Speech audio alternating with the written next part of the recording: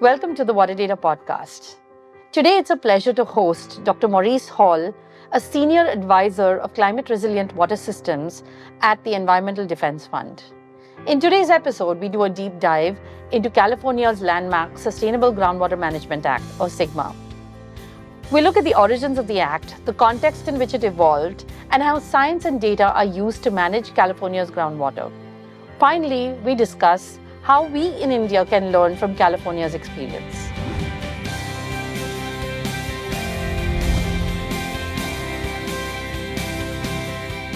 Welcome to the Water Data Podcast, where we talk about science, stories, and systems that shape our water future. I'm your host, Veena Srinivasan. Every couple of weeks, we'll explore how better data and evidence can lead to better decisions and ultimately better outcomes for people and the planet. So whether you're a researcher, a practitioner, or just curious about how we can manage this precious resource, you're in the right place. Let's get started. Today, it's a pleasure to host Dr. Maurice Hall.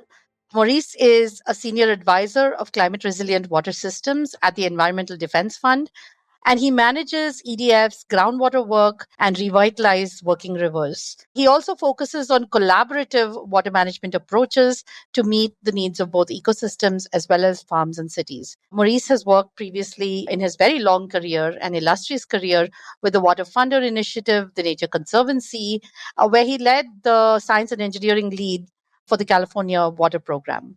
And Maurice actually began his career as an engineer at CH2M Hill and at Earthworks Restoration, a California-based native habitat restoration firm. Maurice, welcome to the Water Data Podcast. It's an absolute pleasure to have you here today. Thanks for having me.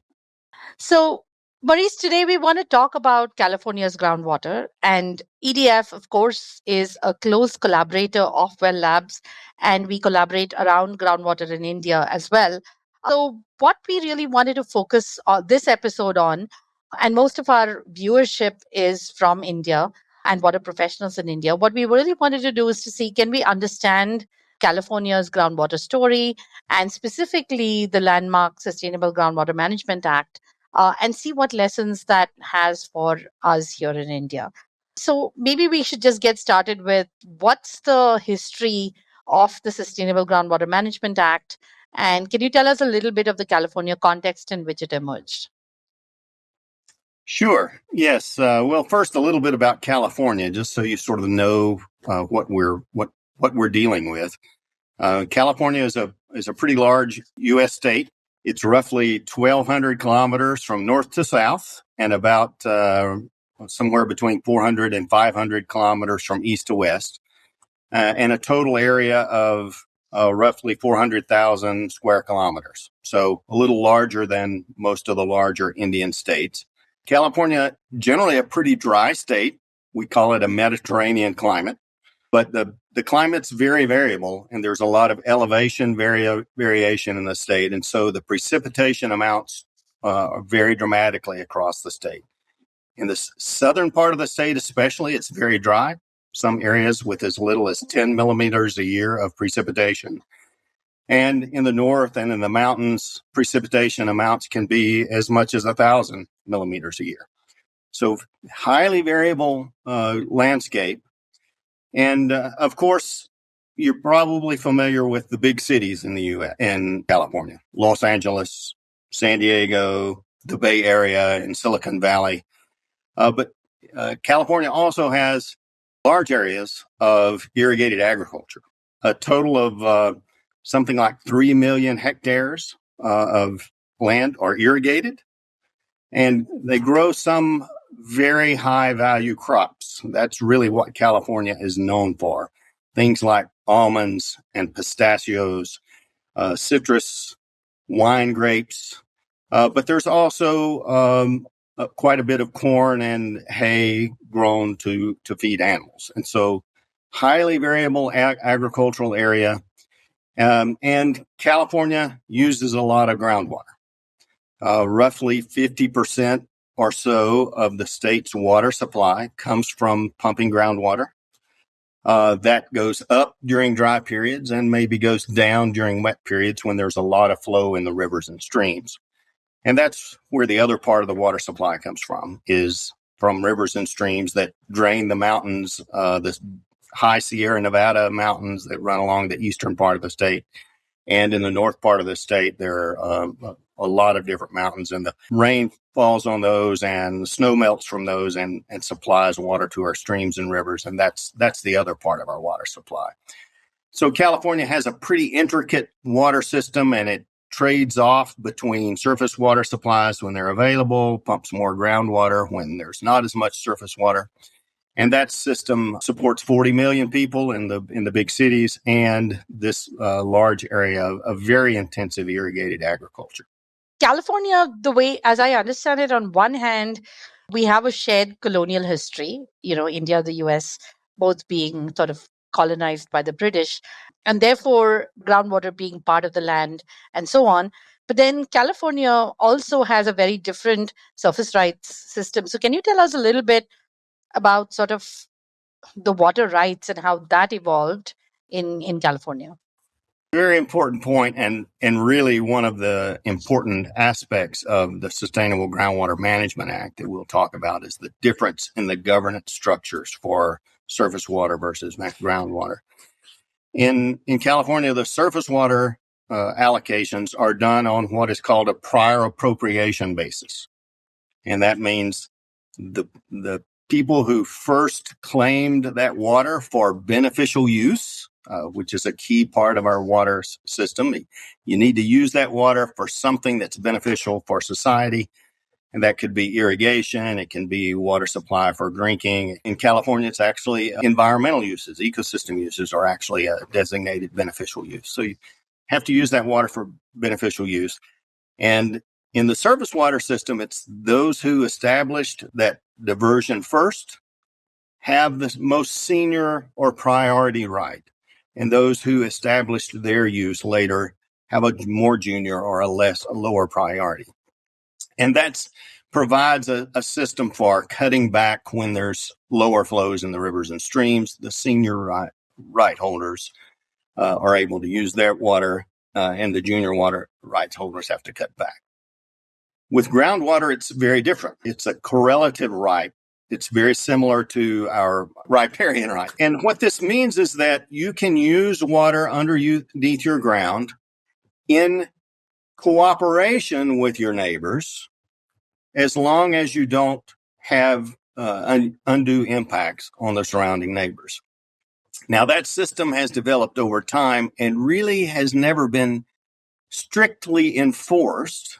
And it's actually very difficult to strictly enforce that because it's practically impossible to know whose pumping is affecting whom's. And therefore, it provided for really an overallocation of groundwater without considering really what the long-term impacts of that is.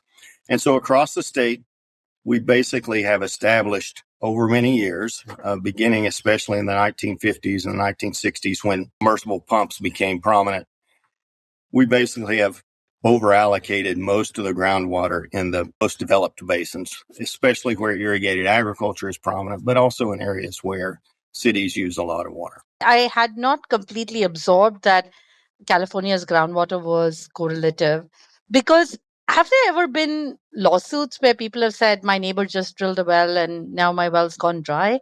Or did nobody ever sue anyone and it was essentially, take as much as you like? Because I know Texas, for example, is completely open access, right?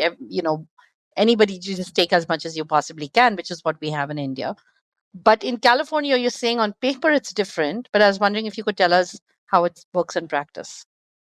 Yes, that history of lawsuits is really important in forming where we are in California at this point.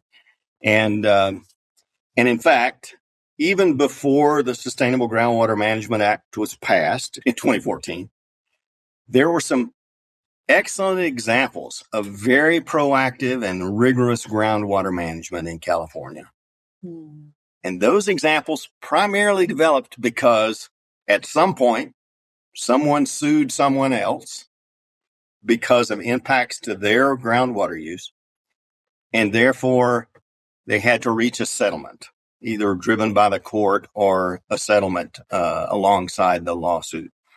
And as a result of that, some very sophisticated groundwater management entities were established. And this primarily happened in the areas of some of the big cities. The Los Angeles basins, for instance, there's a couple of basins there that have been actually quite well rigorously managed for many years. I often consider Orange County, California. That's where Disney World is, and Anaheim and Santa Ana and some of the other big cities that are suburbs of Los Angeles. I consider that really probably one of the best examples of thorough, rigorous groundwater management in the world.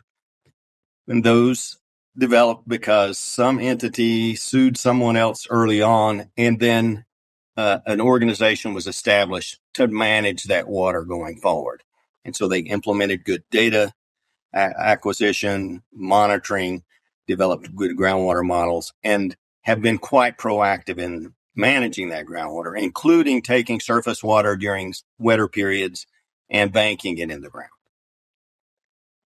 Actually, I need to take a step back in terms of how these prior appropriation rights worked even. Over time, I'm sure that California's user base kind of changed, and some industries started coming up where there was formerly agriculture. So did they go to the bottom of the line, or if they were built on the agriculture land, did they automatically get the right that went with that parcel of land? Like if you were a developer that built on agriculture land, did you automatically get the rights that went with it? How did that go?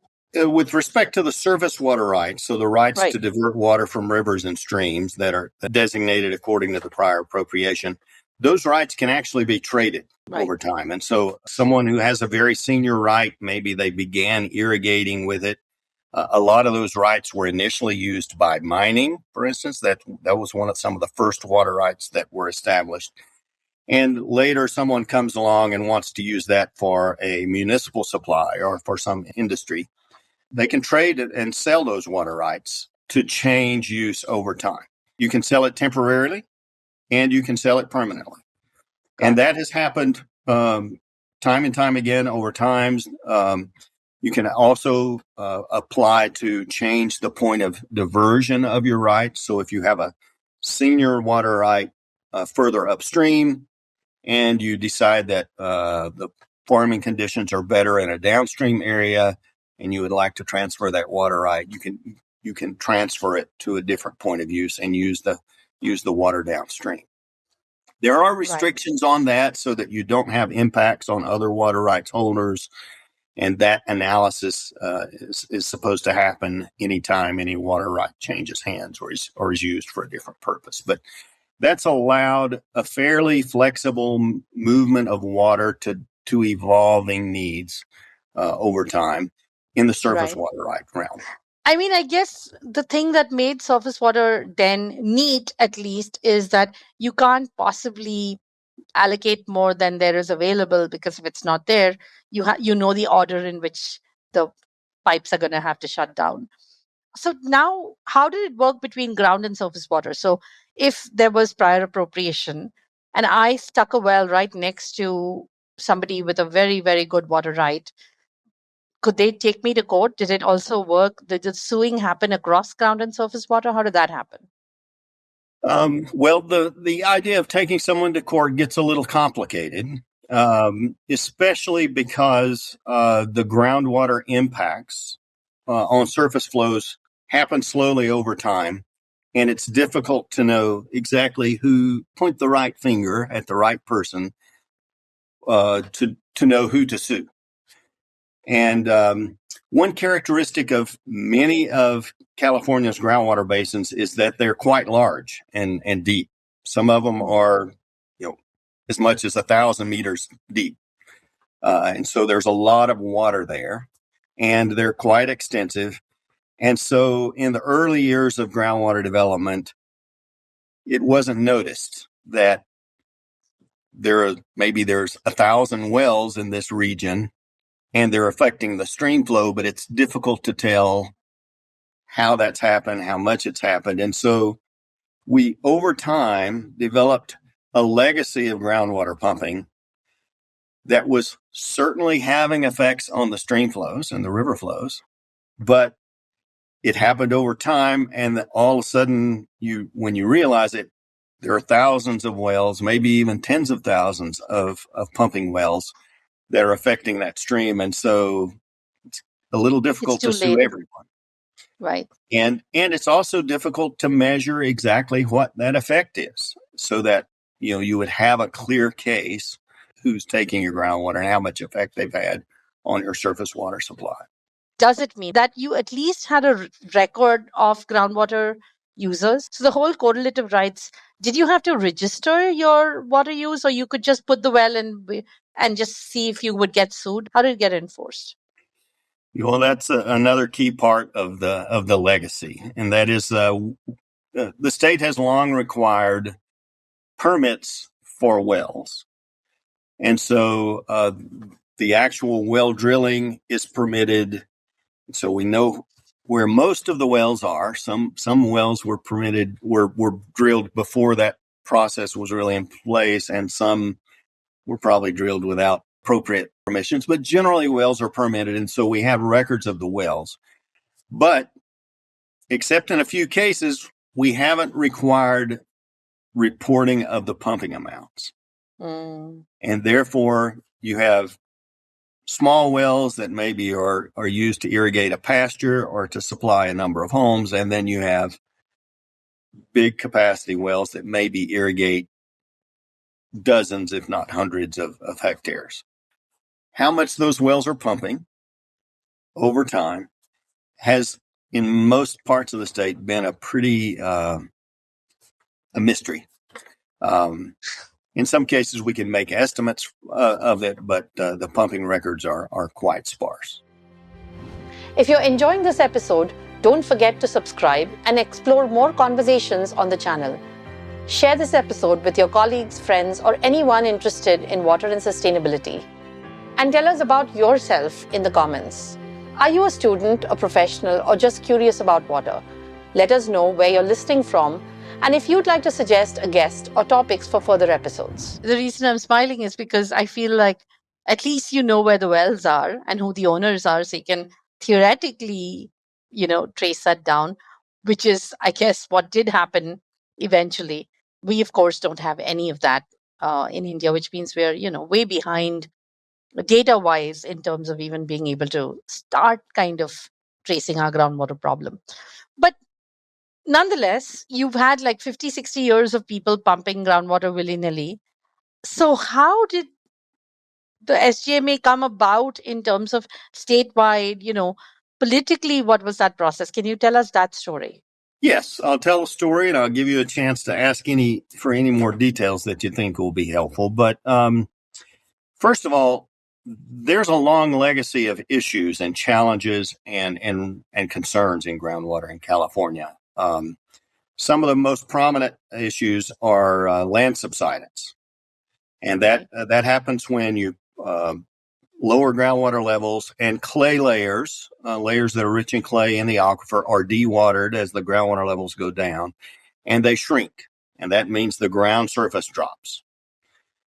And so much of the irrigated agriculture in California, a big fraction, is in what's called the Central Valley, which is a big wide valley, maybe as much as 100 kilometers across, and extends probably 500 kilometers, maybe even more from north to south. And in the southern part of the Central Valley, which is the drier end of the Central Valley, even in the 1960s and 70s, dramatic subsidence had happened over a large area, as much as 10 meters of drop in the land surface. So that was a well-documented, it's well-known. Some corrections were made to reduce that amount of subsidence, but we knew it occurred. Another big issue that has been happening over time is the intrusion of salt water in areas along the coast. Groundwater levels have been drawn down so that they were lower than the ocean levels, and therefore ocean water began to infiltrate into the groundwater and contaminate it and made parts of the groundwater unusable. So that was a well-known situation. It's happened in a number of places, from down near San Diego all the way up to the Bay Area. More subtle, but also very important, had been the reduction of streamflows because of groundwater pumping. Many rivers and streams that previously flowed year-round began to go dry for parts of the years, in some years all year long. And so that had been happening over time, kind of slowly, but we knew it was a big issue. And as we mentioned earlier, that also affected how much water was in the stream for other users, including the environment and the ecosystem. And so those issues had been happening for a long time, and some piecemeal efforts had been made to try and address some of them and reduce them. But then we had a big drought in 2012 to 2016, and it was one of the more severe droughts in history. And so even though we knew some of these problems existed, we started seeing more evidence of them. Some new dramatic areas of subsidence began occurring in new parts of the Central Valley where it hadn't occurred before. That was a big warning sign. Of course, there were a number of different entities who were paying attention to this. At that time, I worked with the Nature Conservancy, and we were very concerned about streams going dry and reduced flows in streams for fish and wildlife.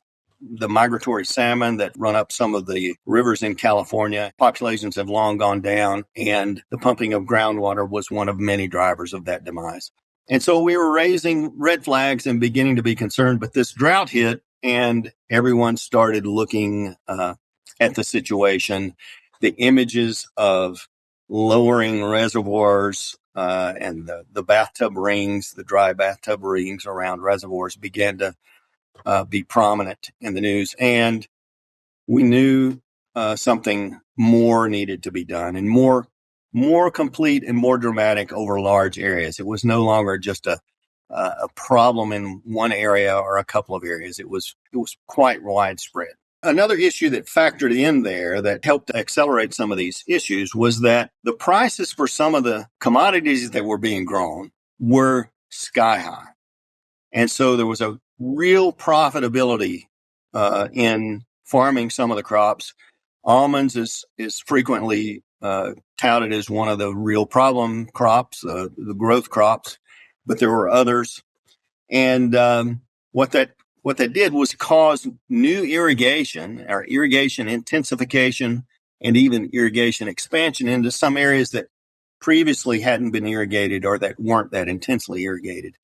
And those were some of the areas where the new subsidence became much more rapid and noticeable.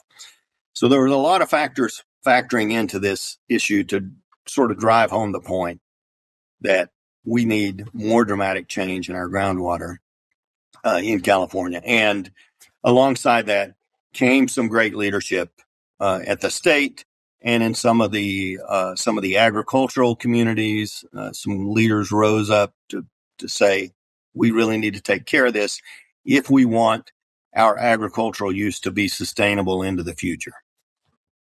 I think what really struck me when you were speaking is that the way you framed the problem was sort of in terms of public perception, environmental issues, perhaps the salmon fisheries, and so on, and not so much that farmers were kind of complaining. And I think that's one of the key differences, of course, between California and India is you're not talking about smallholder farmers. You're really talking about farmers as agribusinesses. I was wondering, can you kind of draw us a picture of what a typical California farmer is? Because I think that would help people understand political differences of what's feasible politically, and then maybe why, how the process was pushed through. Was it easier because we're really talking about agribusinesses and not smallholder farmers? Yeah, well, the farming community in California, there's a wide variety of situations. There are small individual farmers who maybe farm tens of acres or tens of hectares. And then there are larger, often family-owned operations that may farm hundreds to thousands of acres.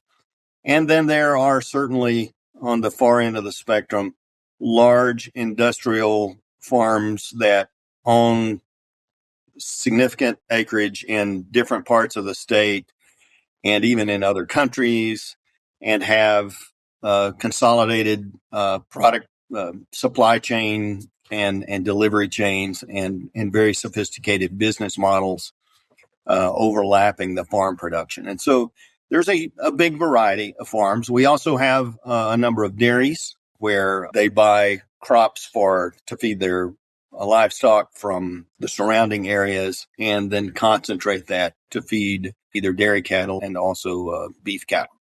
And so there's a wide variety of farming, but generally much bigger operations than you have in India in the smallholder. Of course. I mean, we don't have, for us, 10 acres or 20 acres is a large holder, So very different orders of magnitude different.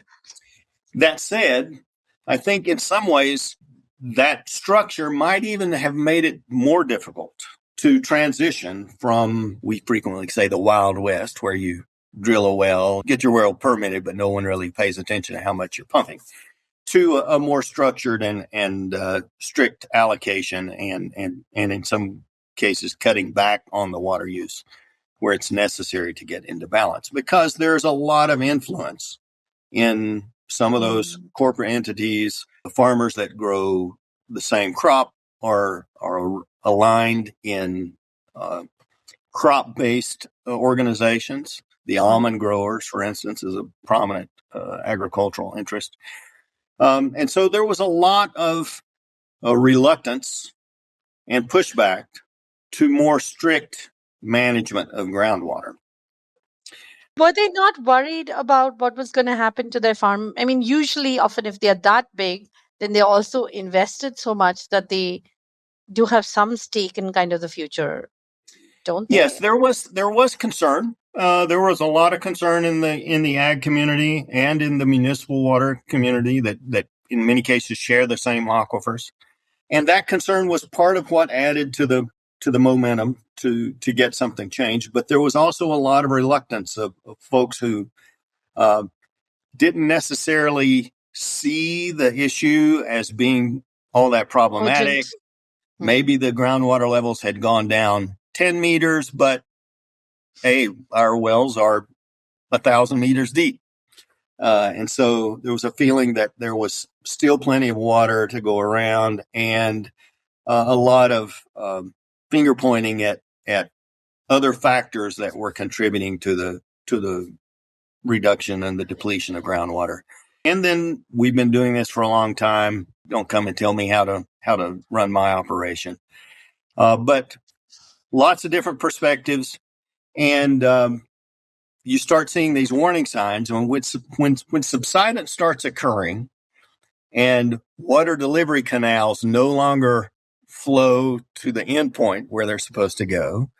When flood control structures begin to get low and the flood risk behind those levees begins to increase, it becomes pretty obvious that something needs to be done. Part of the keys to getting the Sustainable Groundwater Management Act passed was that the farmers who were surface water rights holders understood that this uncontrolled or unmitigated groundwater pumping was having an effect on their water supply. And in some cases, they were the same farmers that have surface water rights, maybe even very senior surface water rights, and farmers that use groundwater at other times. And so the agricultural response to this was really quite mixed. And as we began in the state talking about the need for groundwater reform, there were some who were pretty strident and saying, we don't want to change. There were some who were saying, we need this change. This is really important if we want to see our farms sustainable into the future. If we want to see someone besides he with the deepest well wins kind of attitude, then we need some reform. And then there were others who were a little more quiet and kind of watching what's going on and thinking, I'm not going to say very much, but I think we may need this. So there was a bit of a mixed, a considerable mixed perspective among water users in the agricultural community. And we talk mostly about agricultural community. About 80% of the managed water use in California is for irrigated agriculture. But there's also significant pushback and support in some of the municipal. So industrial water in California is often largely supplied by municipal utilities. And so it's a little difficult to separate those out, but certainly significant industrial users that would be impacted by either the cost of implementing more rigorous management or the changes would impact them in different ways. The Sustainable Groundwater Management Act was passed in 2014. How many years before that do you think these negotiations had been seriously underway? Was it just the 4-5 years, or was it really a couple of decades of groundwork? A lot of work had been done for decades. There was a recognition that more control, more proactive management of groundwater was needed, and there were several different sort of stages of that. Early on, it was all voluntary. There was an encouragement of groundwater management plans to be developed in areas. In some cases, where there was good local leadership, those plans were quite strong and actually helped to steer changes in pumping, to encourage more local recharge when flood flows were occurring, et cetera. But largely, those management plans didn't have a lot of teeth, and in the voluntary nature of them, allowed the continual erosion of groundwater conditions. The depletion, overpumping tended to be more the norm as compared with the recharge, and so the groundwater levels generally continued to go down. But a lot of good experimentation was happening, and importantly, I mentioned these examples of good groundwater management. And so there were a number of people who were very articulate and vocal about, hey, we need to look at what's going on in some of these other places, the kind of tools that they're bringing to bear, the rigorous modeling and monitoring programs that they have. And this can be deployed in other places. And the end result, instead of being a real problem, can actually be a good thing. And so having those images of what good management can look like was very important in the dialogue in previous years leading up to the drought. Because it made people feel like it's not terrible. It's not like everybody went Yes. out of business in those places. Absolutely. Okay, so 2014 happens and Governor Jerry Brown, right, signs the Sustainable Groundwater Management Act. Then what happens after that? I mean, what were the components of the SGMA and how did they determine limits? What were the key pillars of that? Yeah, so the structure of Sustainable Groundwater Management Act, or SGMA, if I slip up and say SGMA, you'll know that's what it stands for. SGMA, yeah.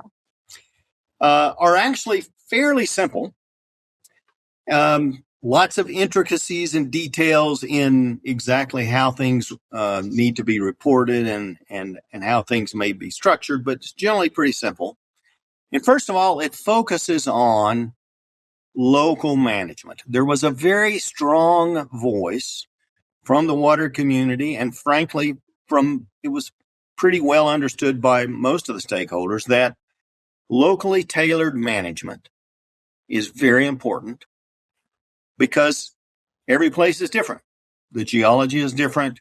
The water priorities are different. And so we need local flexibility to execute plans that are right for us. And so local control was a primary aspect of it. And basically the law says for all of the priority basins, and the state had identified a set of basins that were considered priority basins.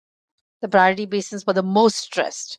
Well, the most stressed groundwater basins and the highest groundwater use basins. There's some that were maybe arguably in pretty good condition, but there was a lot of pumping and there was a recognition that things could go bad pretty quickly with all of that pumping. And so it actually covered somewhere around 95% of the total groundwater pumping in the state. And so it was a lot of the area where most of the pumping occurs.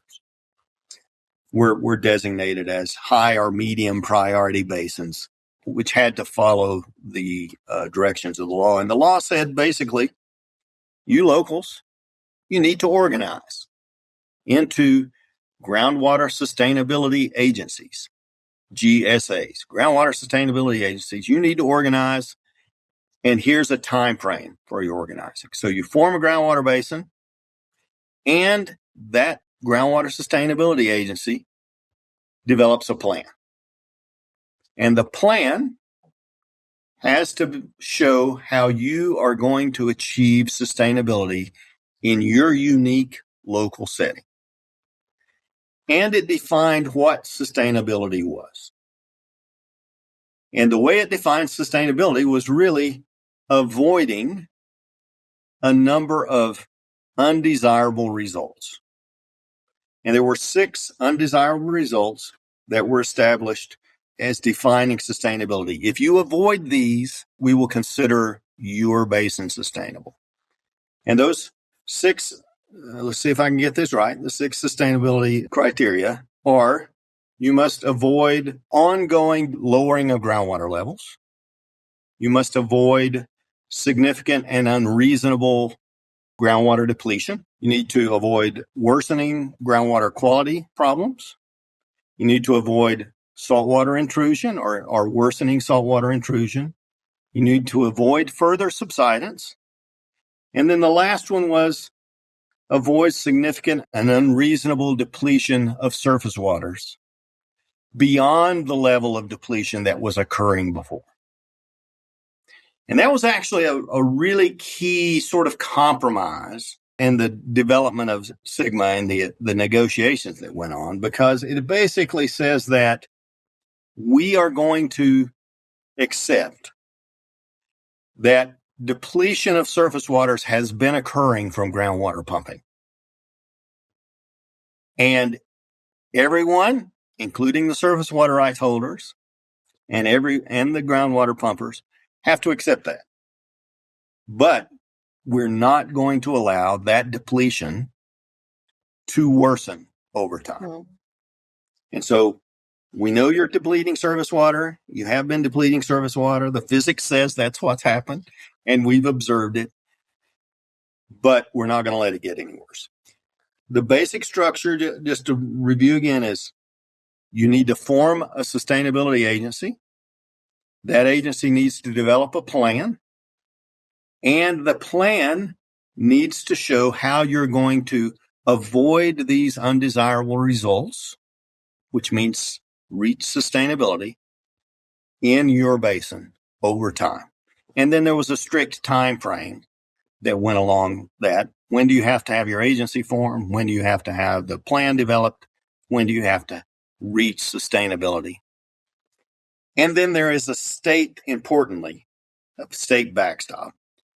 As long as you do these things, and as long as you meet these basic criteria in this framework, then we're going to let you do it the way you want to. But if you don't meet one of these deadlines, then the state can step in and develop your plan and execute your plan for you. And that was kind of their big stick, right? Because they said, if you don't do it, we're going to have to come and do it for you.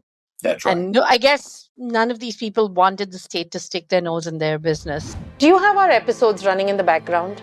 If you're curious about a technical term that we've used or an acronym we've forgotten to expand, we have on-screen explanations that we offer on video.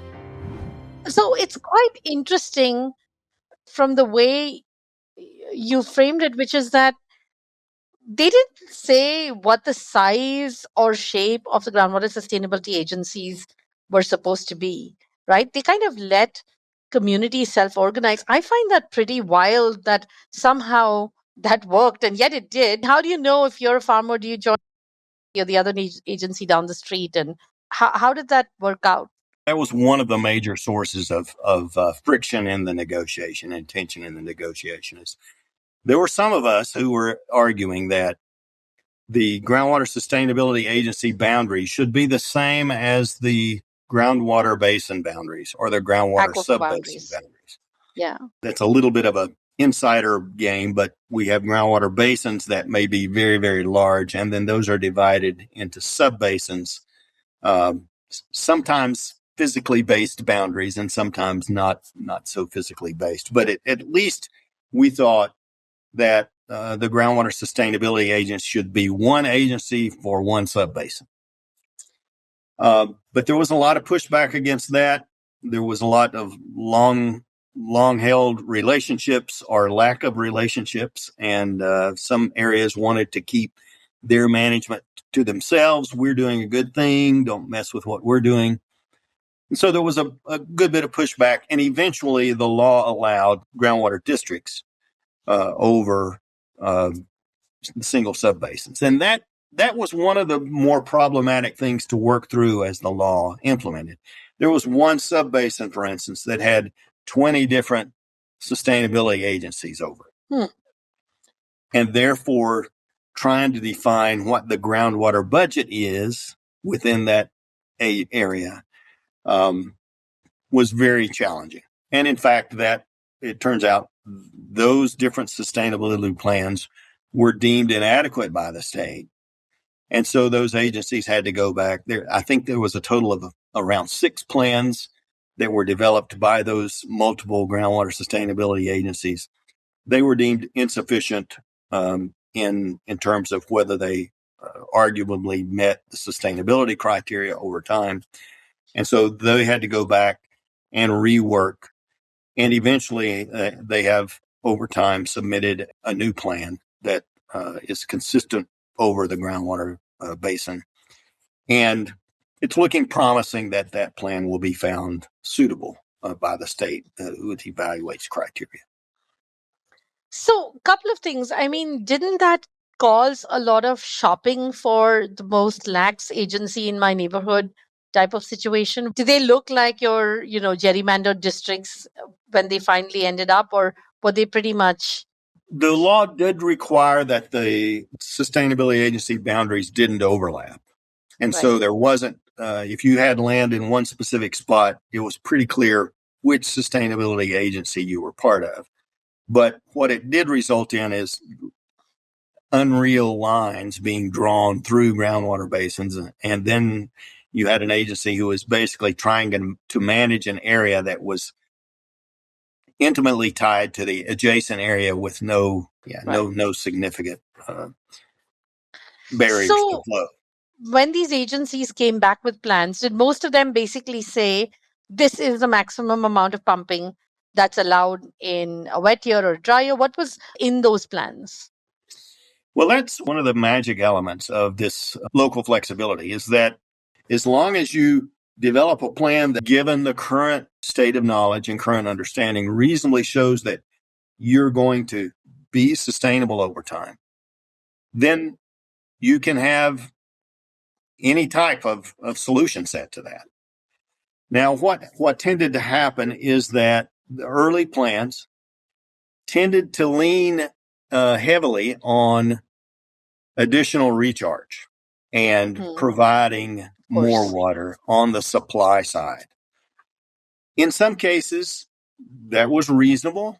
They identified where that water was going to come from, how they were going to acquire it, how much it was going to cost, and documented that this was a viable solution.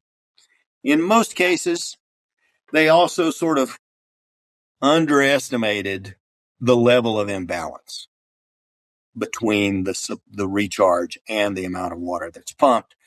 And so as the state evaluated those plans, basically found many of them were a little over optimistic on the amount of new water that might be brought in for recharge. Didn't represent really the imbalance adequately. And so they were encouraged to improve their plans. And of course, cutting back water, cutting back on the demand side is always more difficult. And so we knew that was going to be a challenge. There are some areas in the Central Valley where as much as a third or even a half of the current pumping is going to have to be reduced over time. And so it's going to mean huge reductions in irrigated agricultural water use. We knew that was going to be a problem, but this is really where some of the innovation comes in that the sustainable groundwater management has spurred. Once you have sharp people looking at the situation, beginning to understand the water balance, improving their information so that they can get everyone on the same page, then you can have some really good conversations of how we address this. And this gets to one of the parts of the Sustainable Groundwater Management Act that we haven't really discussed to this point, and that is the carrot part, where the stick is the state's going to step in and do this for you. On the carrot side, the state committed, if not in the law, in the negotiations as we passed the law, the state committed to provide a lot of support in the Sustainable Groundwater Management Act.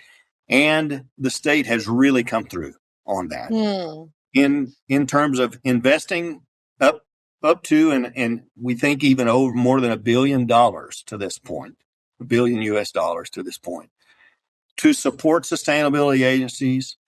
And that includes developing new models, helping support monitoring programs, and providing incentives for different practices.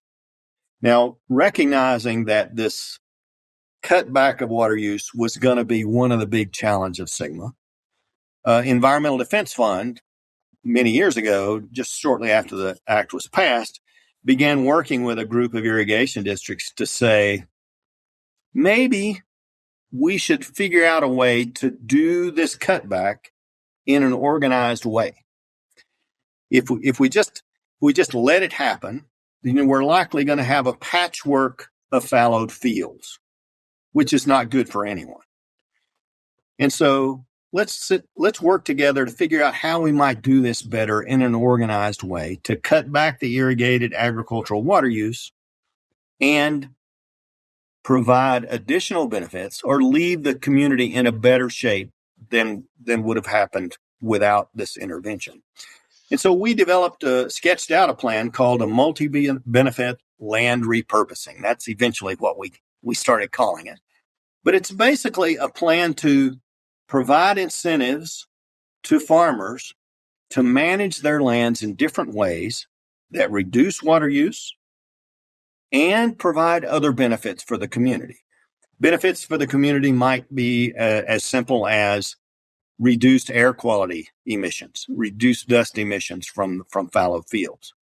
It could include things like enhancing habitat for wildlife that is prominent in that area. It could be providing recharge areas to recharge the groundwater basin during wet periods and therefore contribute to the community. It could be recreational lands. It could be low impact solar development.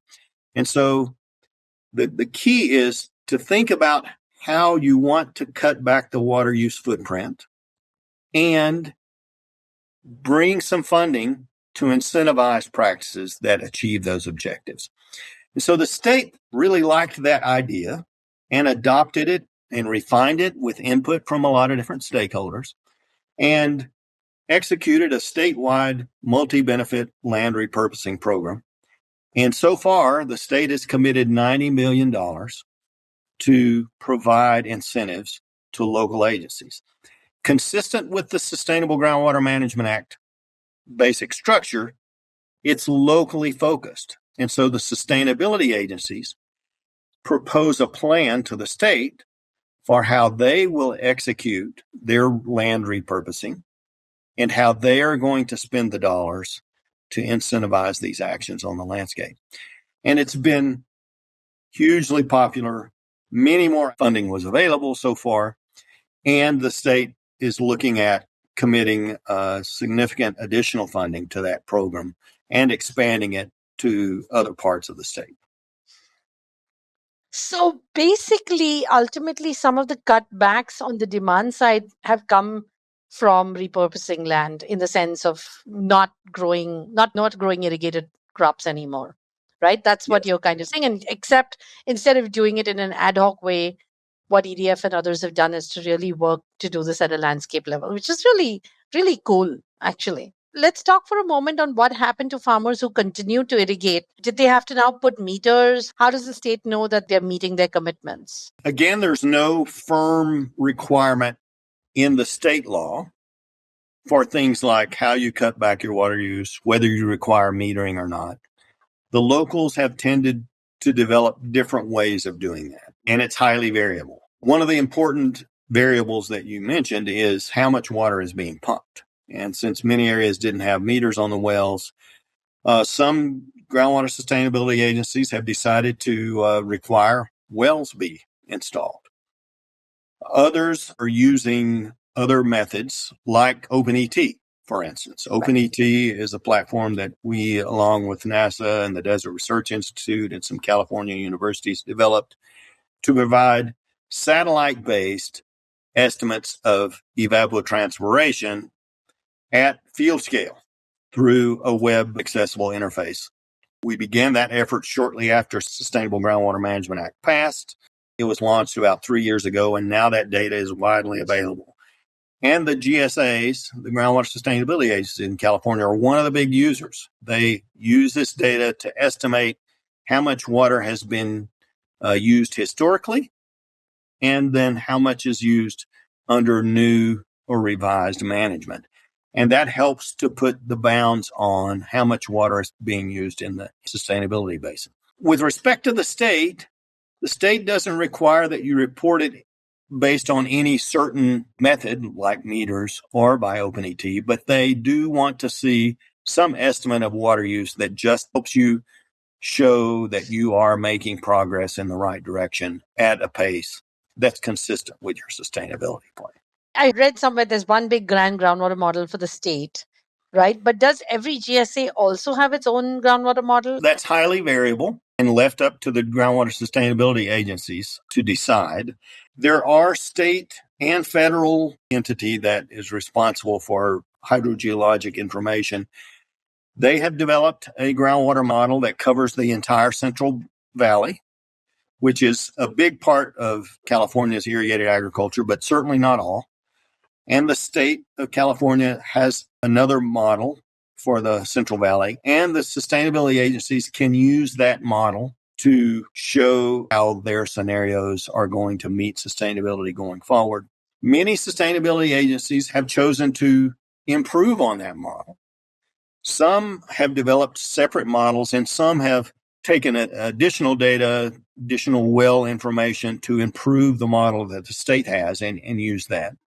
Can you help me understand if the groundwater sustainability agencies are not contiguous with subbasins, then they do have to have good boundary conditions, which means they kind of do need to know what's happening in all of the other agencies, which is why, for me, the concept of a single state model, which includes everything, seems so attractive. But these agencies that are kind of developing their own models, is it that they're still looking at the boundary conditions from the state's model, but then just getting better data for their piece of it? Is that how it works? Or how are they ensuring that it's consistent? I think that's basically how it works over time. And initially, there was a lot more disparity between and among the models, but that has tended to improve over time through processes like you described of using the state's model to define the boundary conditions or communicating with the surrounding sustainability agencies and getting their information to help feed your model and then giving them your information once you've done your model for yours so that with a few iterations, you get to a point where your models are matching up. And that's one of the criteria that the state looks at in evaluating the sustainability plans is, has there been adequate coordination with the surrounding sustainability agencies to justify the assumptions that you have in your model and therefore give credence to your assertions that you're going to meet sustainability. And so there's been a lot of work in that area It's also important to note that there are areas outside of the Central Valley, and in many of those cases, local agencies either had existing models or have developed new models to cover those groundwater basins. And sometimes with state support, the state has helped to fund some of those efforts to improve or develop new models. And so over the state, it's really incredible to see the amount of energy and effort going into better understanding the aquifers and the behaviors and the trajectories of groundwater into the future. One of the things I'm taking away from everything you're saying, has one of the big benefits of Sigma been that it just improved in total investment in sort of the data science models? And that had value in and of itself, even without the regulation coming in. Would you say that's a fair conclusion? Absolutely a fair conclusion. I think, in fact, when I think of the successes of Sigma, the biggest success is really that someone is now paying attention. Someone is watching the ship. They have a mandate and they have the right authorities to actually take action. And some of their authorities are really pretty strong with respect to requiring funding and for requiring cutbacks in pumping. And so they have strong authorities and responsibilities and a mandate to do something. And they're watching the ship. And then they're supported with funding, combination of funding from the state and locally generated funding from, in some cases, pumping fees, in some cases, land assessments. And as a result of that,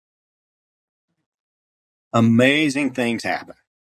The understanding of the aquifer behavior and characteristics and the movement of water has just rapidly increased.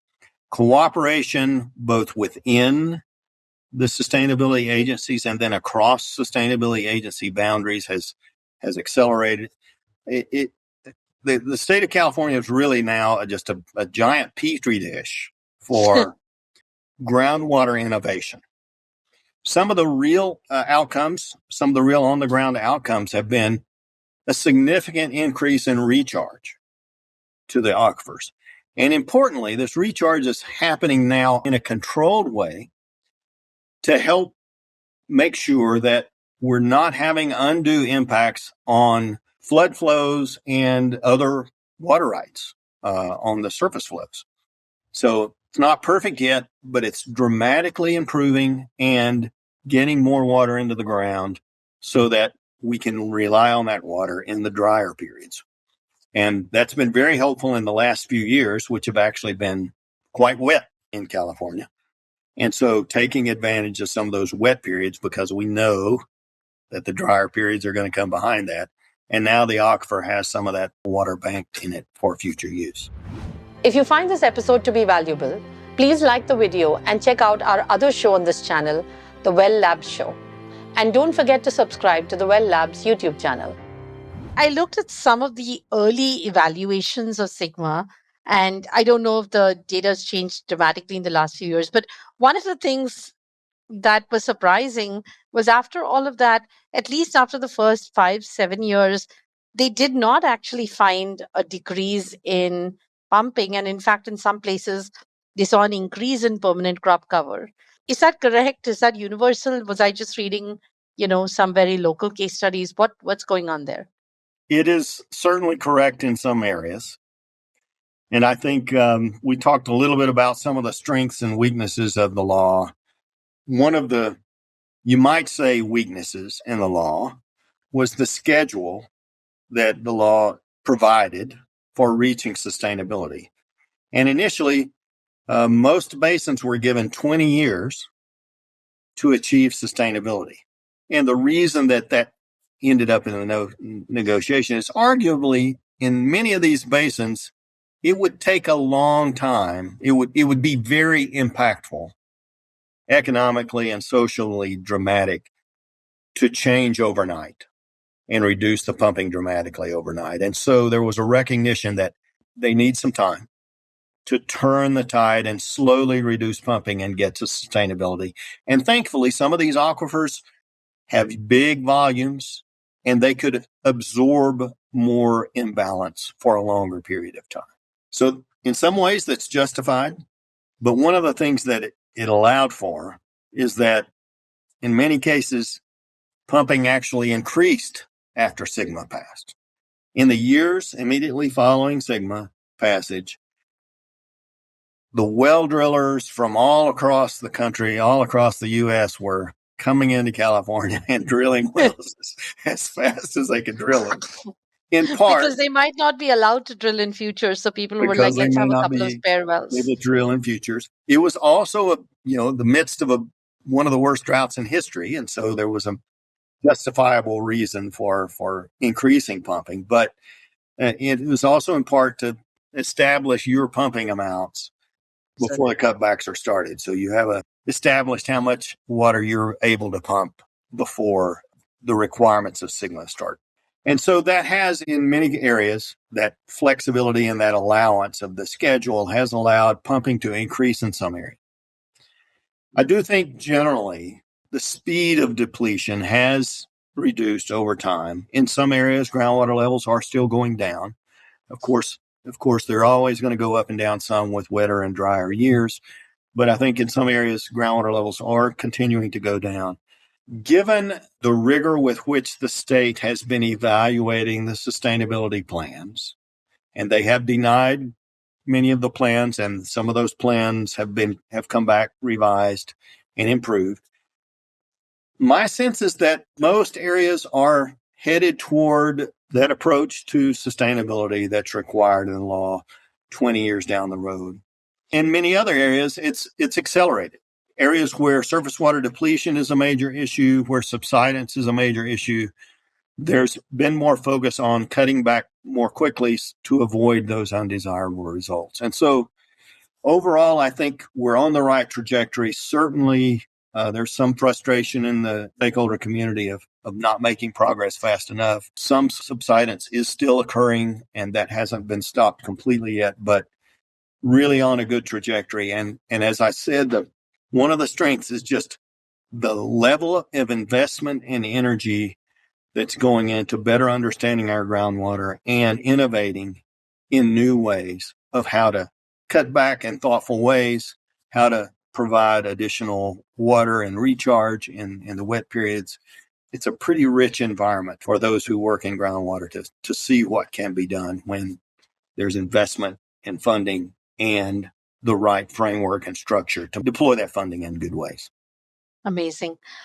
I can see a lot of analogs to where we are in India, and of course, major differences. But I'll start with one analog with Bangalore and Bangalore's wastewater, actually, not groundwater. Bangalore's kind of one of the cities in the world that said, it was growing too fast, and they said every apartment had to have its own wastewater treatment plant, which is in some way ludicrous. But what it has done is created such a hotbed of innovation, because now you suddenly have thousands of apartments all trying to figure out technology and so on. And so you just have the largest number of innovative wastewater treatment providers coming up using AI, using, tech in innovative ways and so on.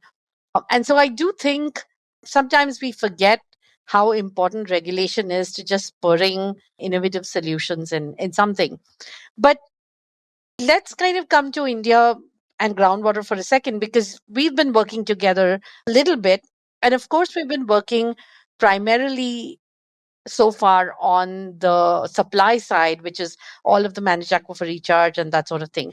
And the reason for it is that's kind of where the conversation in India is. It hasn't started moving to demand side management, partly because we're talking about, pumping by millions of smallholder farmers, partly because, politically there's still a large percentage of the vote base, unlike the US, which is, farmers are 3% of the population. In India, there's still well over 50 in many states. So the question is, what lessons could we take from California's experience? What can we bring to India from everything that you've seen and heard so far? One important lesson is don't wait to take action. In Sigma, the basins that are struggling the most are those with the longest legacy of overdraft. And it's difficult enough for those who are maybe just a little bit out of balance, but much more difficult for those with giant imbalances between the recharge and the pumping. And even for those with a smaller imbalance, with the Sigma implementation, they might even be able to avoid imbalance completely.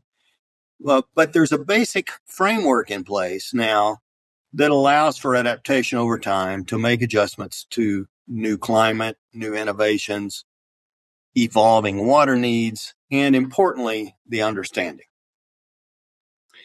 So the longer you put off correction, the more difficult it's going to be to turn that ship. And kind of a corollary to that is that most of the time you probably have enough information to know what direction to head. Now, it's common in our business to always want more information. We need more precise information. I don't really believe your information, so I need more to be convinced. But if your groundwater levels are going down over time, more than, you have year-to-year variability, but if they're going down over time, then you're going to need to change direction. And so begin looking for easy options to change direction on an aquifer basis. And another really important lesson is begin investing in understanding your aquifers. I often talk of aquifers as infrastructure. And if you think of what these aquifers do for us, they collect that water from a large area, they filter it. In some cases, they treat it. There's a biological treatment in the upper levels of the aquifer that allows contaminants to be removed so that the aquifer water is actually pretty good quality. And they store it. And then we put a well in and we pump that well, and the aquifers deliver that water to the well. So they're actually even our conveyance system. It's an impressive piece of infrastructure. We didn't really have to build it.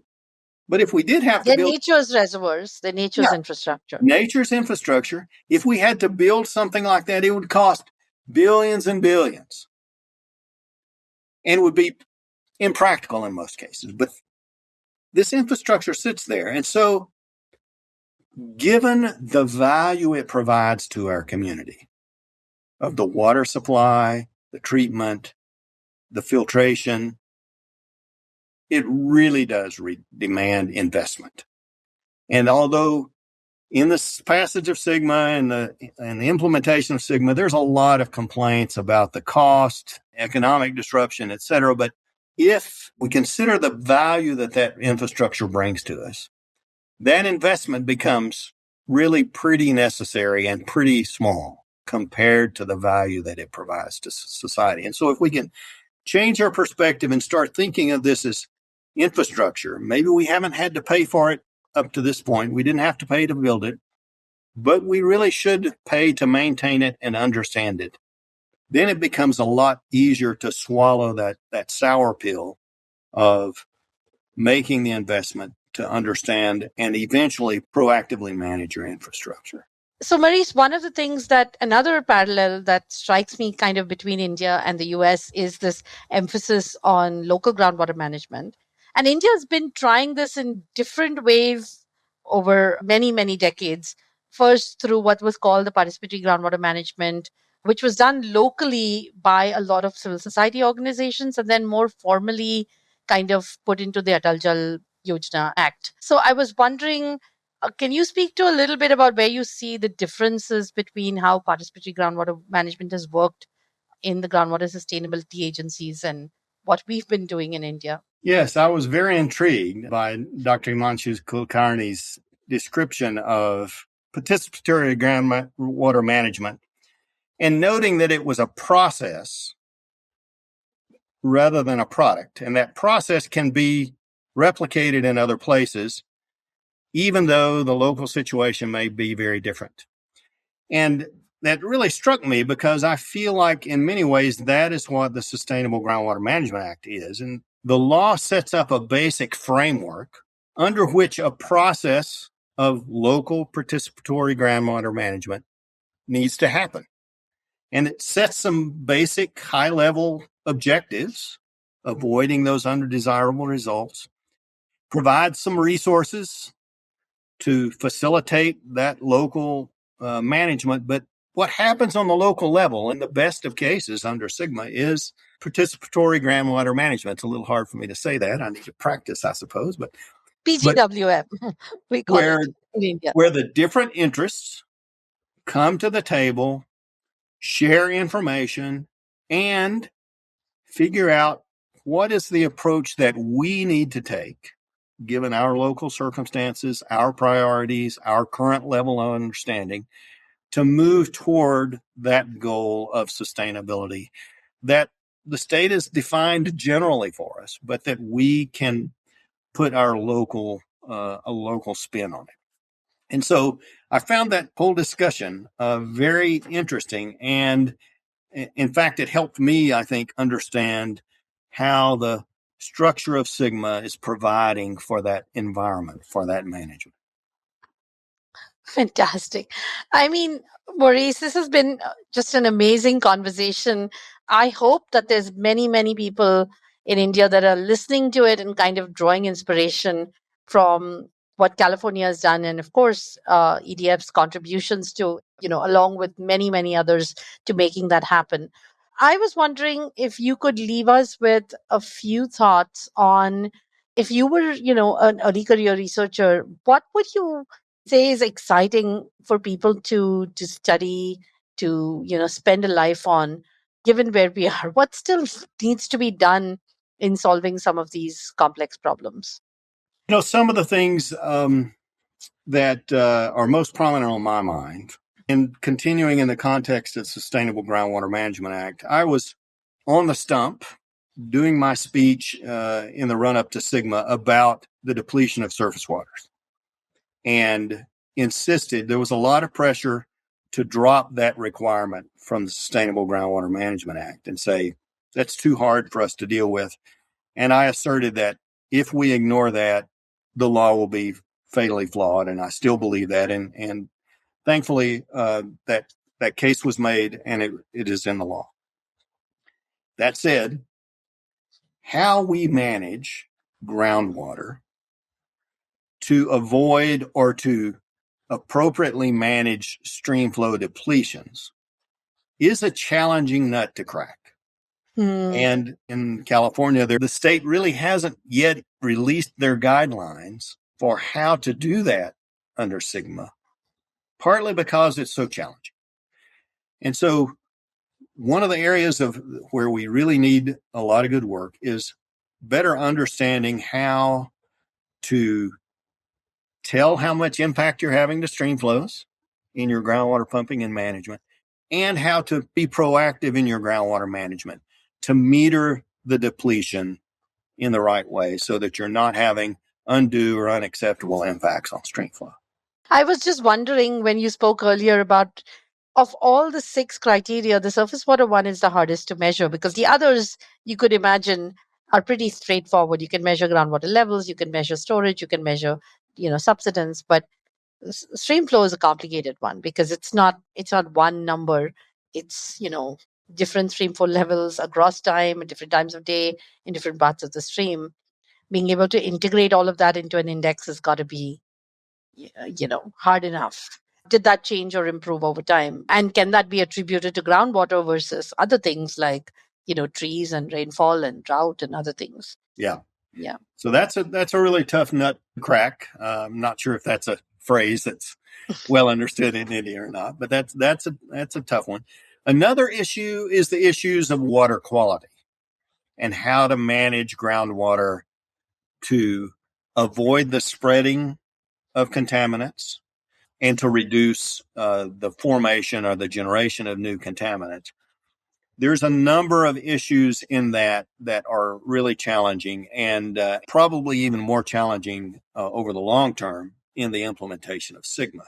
There's a number of different aspects of this. One is once contaminants get in the ground, especially non-point source contaminants that are coming from distributed irrigated agriculture, for instance, nitrate. Like nitrates or pesticides. Very difficult to get that out. Yeah. And difficult to understand how to contain it if it's already in there. And that goes both for non-point source pollution, but also for plumes. And so work in that area is important.